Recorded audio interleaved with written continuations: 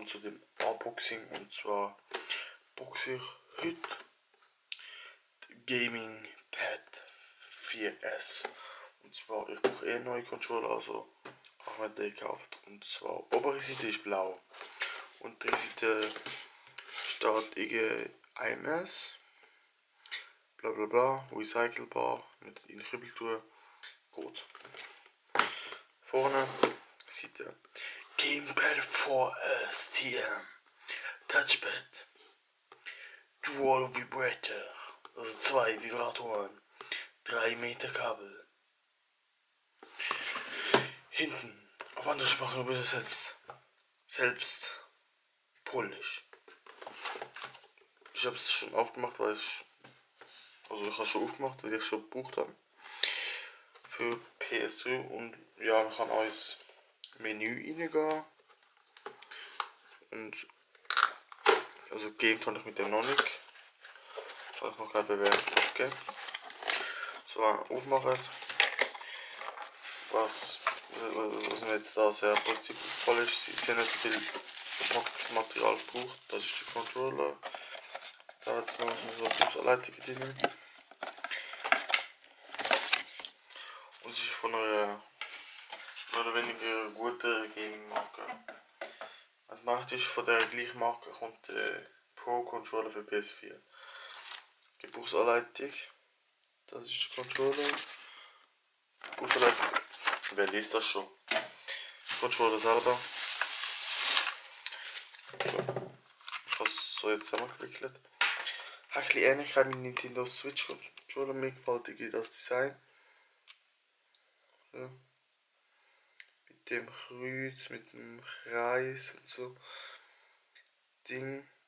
Das ist ein bisschen die Home-Taste, also da das Logo hat eine Ähnlichkeit von der Xbox. Sowie Button, Share-Button, Option, Touchpad. Das leuchtet nicht. Und so. So. Das sind so Knöpfe. Er liegt sehr gut in der Hand. Es hat keinen Anschluss.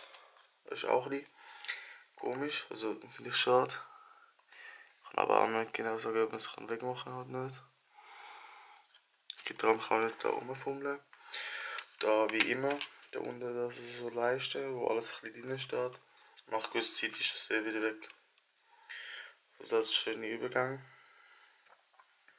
Und das ist das 3 Meter Kabel, schön verwickelt. Das also gar nicht mehr dem Seite.